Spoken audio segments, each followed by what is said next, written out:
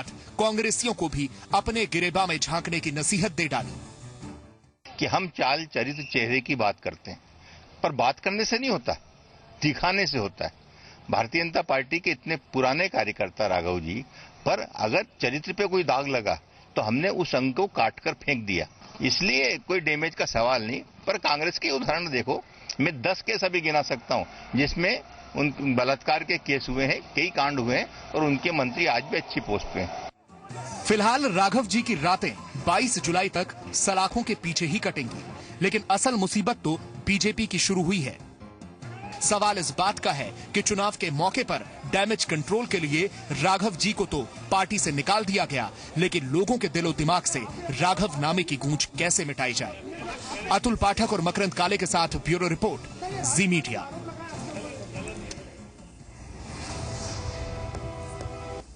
कल के पीठाधीश्वर हैं और बेबाकी से अपनी राय रख रहे हैं। एक नैरो माइंडेड अप्रोच से एक ब्रॉड माइंडेड इंटरनेशनल एस्पेक्ट इस मामले पर आचार्य प्रमोद कृष्ण पेश कर रहे हैं। प्रमोद जी, ये बताइए कि अब चलिए मामला सामने निकल कर आया। अभी तक कांग्रेस के पास नीति, मध्य प्रदेश स्पेसिफिक की बात करें, नीतियों का विरोध करना चुनावी मुद्दा था, लेकिन अब ये पूरे मुद्दे को कांग्रेस भुनाने की कोशिश कर रही, बीजेपी कोशिश कर रही कि जल्द से जल्द लोगों के जहन से ये पूरा मामला हट जाए। आप कह रहे हैं इसमें बुरा क्या है, लेकिन राघव जी तो सोशल फिगर है ना, उन्हें जनता ने इलेक्ट करा है, और अगर इस तरीके का आचरण रहेगा तो आपको लग रहा है एक नॉर्मल, एक सभ्य समाज इसे डाइजेस्ट कर पाएगा? देखिए निहारिका, पहली बात तो कांग्रेस में भी ऐसे बहुत से लोग होंगे और बीजेपी में भी बहुत से लोग होंगे। कांग्रेस में भी कई नाम हैं जो मैं नाम गिनाऊंगा, जिसमें अभिषेक मनु सिंह बीजी की भी सीडी आई थी, जिसमें एक हमारे मिनिस्टर हैं या कौन बड़े पदाधिकारी हैं लोकसभा राज्यसभा में, उनके ऊपर भी केरल का एक केस चला। वो बहुत सी, मैं दूसरी बात कह रहा हूं, अभी मदेरणा जी का नाम आया और दूसरे लोगों का नाम आया। यदि जबरदस्ती की गई है तो ये एक अपराध है। मेरी बात को आप समझने की कोशिश करें। यदि जबरदस्ती की गई है तो ये अपराध है, और यदि विद कंसेंट हुआ है तो ये कोई अपराध नहीं। पहली बात, मैं अपनी बात को दोबारा दोहरा रहा हूं कि विद द कंसेंट सेक्स अपराध नहीं है। दूसरा, वो बालिग है।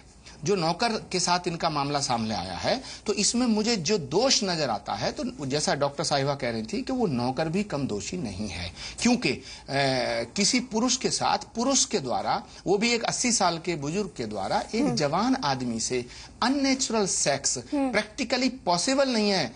जितने सालों की बात हो रही है, वो घर से सब्जी लेने भी जाता होगा, वो दुकान पे जाता होगा, वो मार्केट में जाता होगा, तो उसने क्यों नहीं किया? और दूसरा, जो व्यक्ति इतना जानकार है कि सीडी जैसी चीज बना रहा है, और या फिर उसने जो कंप्लेंट दर्ज की है उसमें राघव जी के साथ साथ उसने और भी कई लोगों के नाम लिखे होंगे, तो या तो इसका भी पर्दाफाश होना चाहिए कि राघव जी के साथ जबरदस्ती करने में और कौन कौन लोग थे। मैं सबसे ज्यादा जो दोष इसमें मान रहा हूं वो मध्य प्रदेश के मुख्यमंत्री का मान रहा हूं। मुख्यमंत्री जी का मैंने बयान देखा और सुना, उसमें उन्होंने कहा कि कांग्रेस के भी कई लोगों की सीडी हैं, तो उसको उजागर करना चाहिए। और अगर मुख्यमंत्री जी को राघव जी की बात पर यह लगता था कि राघव जी ऐसा अपराध नहीं कर रहे हैं, तो राघव जी को अपनी सफाई पेश करने का मौका देना चाहिए। ये गांधी का देश है, ये बुद्ध का देश है। यहां हजारों लोगों ने, करोड़ों लोगों ने देखा, लाखों लोगों ने देखा, पूरी दुनिया ने देखा कसाब को गोली चलाते हुए, उसे भी अपनी सफाई पेश करने का मौका दिया गया। अगर कल को मैं ये कह रहा हूं कि अगर नौकर अपनी बात से पलटता है या ये सिद्ध नहीं होता है, ये इसमें कॉन्स्पिरेसी होती है, तो एक आदमी का कैरेक्टर असैसिनेशन तो हो गया। आपका कोई भी टीवी चैनल उस दिन ये नहीं दिखाएगा कि राघव जी बेगुनाह, जरा सी पट्टी चल जाएगी। क्यों, हम दोनों पक्ष पेश कर रहे हैं, लेकिन आपने इस बात का जवाब भी नहीं दिया। आप कह रहे हैं कि अगर प्रताड़ित नहीं किया, अगर कंसेंट से हुआ तो कोई आपत्ति नहीं है, लेकिन यहाँ एज गैप भी तो देखिए, एक राघव जी वित्त मंत्री, बहुत बड़ी पॉलिटिकल प्रोफाइल, और एक नौकर, और एक नहीं 2 नौकर जिन्होंने एफआईआर यहाँ पर दर्ज कराई है। आप कह रहे हैं इसमें कोई, इसमें ये संवेदनशील है, हमारी निजता का विषय है। निहारिका तो यहाँ वो सोशल फिगर है ना। निहारिका वो कुछ भी करेंगे समाज पर इम्पैक्ट पड़ेगा। कुछ भी नहीं निहारिका, सुप्रीम कोर्ट ने ये बात कही है कि विद द कंसेंट अगर सेक्स है, अगर समलैंगिक है, तब भी उसको कानूनी अपराध नहीं माना जाएगा। और दबाव के कारण है, दबाव के कारण तो मैं पहले कह रहा हूं कि उनको सजा मिलनी चाहिए, लेकिन जहां तक उम्र का सवाल है, उम्र का सवाल तब लागू होता है जब वो नाबालिग होता लड़का, तब तो ये बातें सब लागू नहीं होती। लेकिन वो लड़का बालिग है, जवान है, स्वस्थ है, और सुनिए लगातार कई वर्षों से उसने ये बात कही है, तो मैं इस पर यह कहना चाहता हूं कि राघव जी को भी मौका दिया जाना चाहिए, उनकी बात सुनी जानी चाहिए। और ये बहुत बड़ी साजिश है, तो क्योंकि एक आदमी सीडी नहीं बना सकता, तो किसने सीडी बनाई? ठीक है, ये भी एक कानूनी अपराध है। तो और तीसरी बात इसीलिए निलंबित कर दिया। जल्दी से ब्रेक का समय, स्वप्निल तेलांग जी के पास चलते हैं। स्वप्निल जी, एक प्रोफेशनल लाइफ है, एक पॉलिटिकल लाइफ है और एक पर्सनल लाइफ है। कानून, ये जो पूरा मुद्दा है, जो बहस का एक महत्वपूर्ण पड़ाव, इस पर हमारे देश का निहारिका दुर्भाग्य ये है कि जो सोशल लाइफ में होते हैं हम उन्हें अलग समझ लेते हैं, जैसे ये देवता हैं, वो भी ऐसी खाते तो हमने उन्हें इलेक्ट करा है ना, हमने उन्हें प्रतिनिधि। अगर आपने इलेक्ट किया है तो उसमें समाज में विकास की बात करो ना, या वो अपराध कर रहे हैं उनको सजा दो, फांसी पे चढ़ाओ। आचरण भी इंपॉर्टेंट चीज है। आप कौन से युग में जी रहे हैं? आज किस नेता का आचरण बचा है? किस राजनीतिक दल में कौन से आचरण की बात कर रहे हैं? क्विक रिएक्शन बताइए, कानून इसके बारे में क्या कहता है? फिर किसी राजनीतिक दल में ऐसा कोई नेता नहीं है जो आचरण के दृष्टिकोण से खरा उतरता हो। माफ करना, I am sorry to so. Constitution के हिसाब से किसी भी धर्म, किसी भी उम्र या लिंग या भेद के आधार पर आप ये नहीं कह सकते कि इसको रिलैक्सेशन दे देना चाहिए। और हाँ, जो प्रमोद जी ने कहा है कि उनको सुनना चाहिए, तभी मेरिट पे विषय डिसाइड होगा, प्रोसिक्यूशन होगा, उनको पूरा राइट्स मिलेगा उनको अपनी बात कहने का।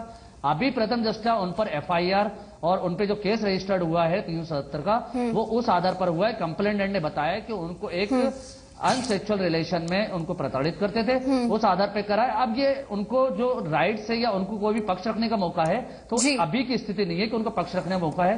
जब प्रोसिक्यूशन होगा, केस का ट्रायल होगा, उसमें पूरा कॉन्स्टिट्यूशन और लीगल इनको राइट्स मिलेगा, वो अपनी जितनी भी बात करना है उसमें कहेंगे।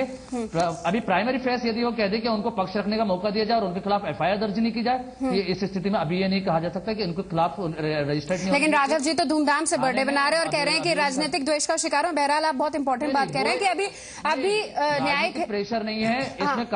कानून की दृष्टि से देखा जाए तो कंप्लेनेंट है, उसने बताया उसका मेडिकल हुआ है, सीडी पेश, लेकिन कंप्लेनेंट ने देर से बोला इस पर। कंप्लेनेंट ने इसमें कोई नहीं होगा, क्यों नहीं होगा जी? देर से नहीं बोला उसने, नहीं देर से मैटर नहीं है उसमें। आज की तारीख में देखा जाए देर से मैटर के नहीं, cause of action continuous rise बताया है। जब वो इस पोजीशन पर आ गया था कि अब वो सहन नहीं कर सकता था और प्रेशर उसके ऊपर हो गई थी, तब उसने जाकर एफआईआर दर्ज करी है। और एफआईआर में कोई ऐसी पोजीशन नहीं थी कि लिमिटेशन का मैटर आए, क्योंकि वो कह रहा है कंटिन्यूएशन उसके साथ हुआ है। और जो सीडी बनी गई थी वो सीडी उसने उसी के आधार पर बताया। चलिए अब इस बहस को एक बहुत ही इंपॉर्टेंट एस्पेक्ट पे ले जाते हैं। हम सीधे मुंबई का रुख करते हैं। हमारे साथ गे एक्टिविस्ट हैं, इस मुद्दे पर अपनी राय देंगे। अशोक राव जी, कैसे हैं आप?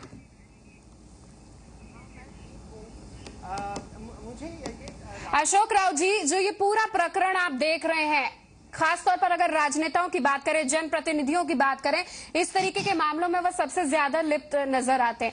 इस पर बतौर गे एक्टिविस्ट जो ये अप्राकृतिक सेक्स संबंध इसे टैग किया जा रहा है, आपका क्या मानना है? क्या सोच रहे हैं आप ये पूरे प्रकरण के बारे में?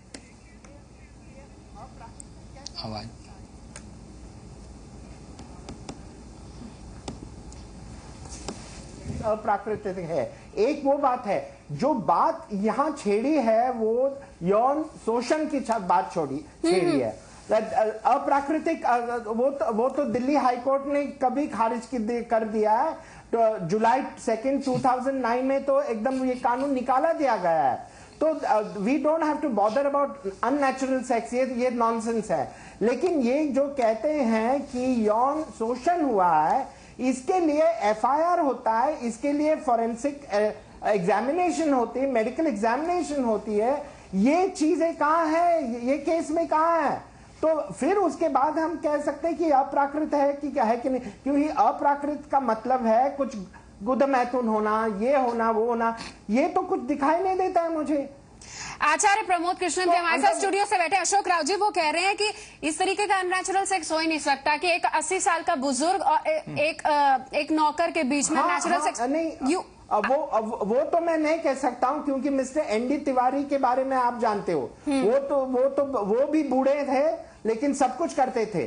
तो ये मैं नहीं मानता हूं कि लेकिन मुझे नहीं लगता है कि ये 80 साल का बूढ़ा जवान से कुछ शोषण कर सकता। जबरदस्ती नहीं कर सकता, तो बिल्कुल नहीं होता। जबरदस्ती नहीं कर सकता, मेरा कहना ये है। अशोक राव जी, जबरदस्ती नहीं कर सकता। ठीक है, ये लोग सेक्सुअल फैंटेसी के डिजायर को पूरा करने के लिए इस तरह की हरकतें, इस तरह के विध कर सकते हैं, जो कि हाइपो सेक्स कहते हैं ना। ठीक है, हाइपो एक्टिव सेक्सुअल बिहेवियर के अंदर आते हैं। ठीक है, अंजलि साय जी आप इंपॉर्टेंट बात कह रही हैं, इस पर अशोक राव जी से जानेंगे। Ashok Rao ji, sudden burst of emotion, कोई चीज समय रहते दबी हो, एकदम से वो एक्सप्लोड हो रही हो, क्या ये उसका नतीजा नहीं है? क्या ये फैंटेसी का नतीजा नहीं है? और उसके साथ जो सोशल फिगर है, नहीं, हमारे समाज में ये सब बातें सब छुप छुप कर होती हैं, तो there is definitely repress sexuality here, जो दबी हुई लैंगिकता है, जो हम जिसके बारे में बात नहीं कर सकते हैं। तो बात यह है कि अगर राघव जी कहें कि मैं ऐसा हूं लेकिन मैंने यौन शोषण नहीं किया है, तो मुझे लगता है सब ठीक हो जाएगा। मुझे नहीं लगता ये केस में ज्यादा दम है। ये तो आप जानते हैं राजनीतिक मामले हैं। ऐसे तो मैं कितने कांग्रेस वालों के बारे में भी बात कर सकता हूं। अभिषेक संघवी भी है, ठीक है उनके तो अशोक राज जी, अगर इसको राजनीति